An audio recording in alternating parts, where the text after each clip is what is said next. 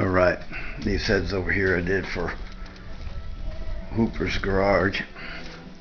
Open them up from 194, 15s, 202 and 16. Can you see the liners in there? Okay, and of course you can see them from here. And I adjusted the guide height. And this one too. Okay. Yeah, I'd like to go screwing studs and guide plates. I offered them some heads for $400 more. I know it's going to pull them. But sometimes the customer only wants this particular work, and Hooper was agreeable to that, but the customer was not his customer.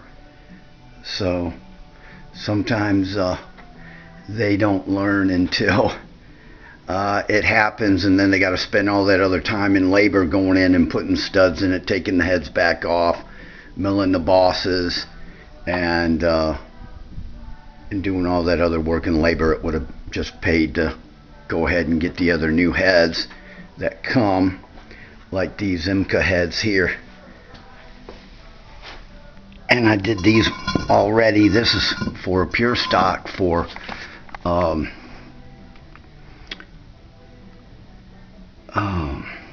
gotta remember his name. Forgive me, I'm sometimes in thought with different things, and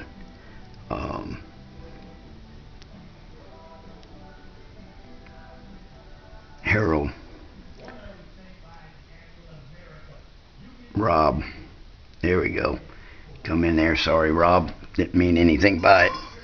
But yeah, IMCA heads, 72cc heads. See, the bosses are cut for screwing studs and guide plates. Now you've got to mill the push rod holes.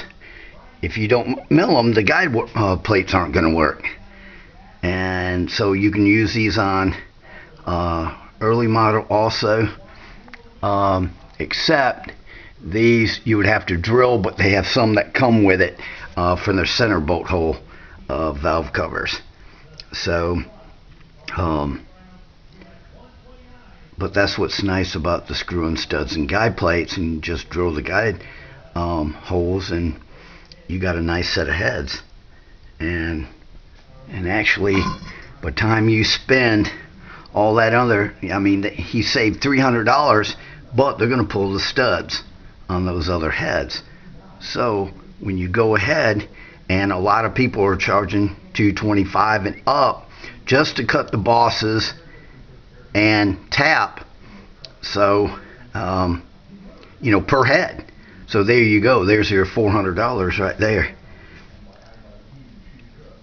And I know some people want to keep antique heads and all that, but what we're doing, you can run these particular heads, and these are the EQ heads, and nice set of heads. I cut them down to 72cc. That's the limit on the pure stocks. They come about 76. So yeah. And then I wanted to show Paul this other engine over here from church. This is a nice one. Now this is another street stock, but if you like, I can pull the camshaft out. I forgot though, this is $6,000 here. But we could do something like it.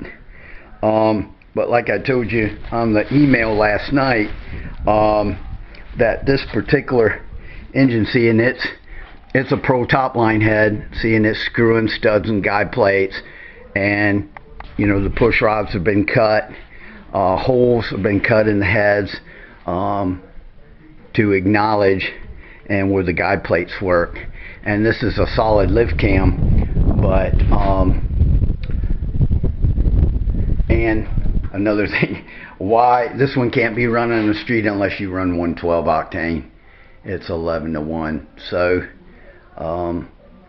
it wouldn't be feasible, but you can build something up close to it, little less piston, little less head, and have a nice little engine for your C10. And like I said, from the starting price from 35 and up, like this guy is, and this is a pure stock 390 410 lift cam.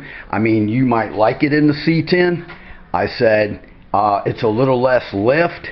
I would go a little more lift because this is an engine rule for a pure stock, but it sounds off. It's got a lot of duration. It's 268, 264, and 390 410 lift, and this is a nice little engine for those guys out there.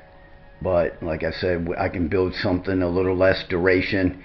You'll have a little bit of more vacuum at idle, and you know, a nice little but I can build it like this.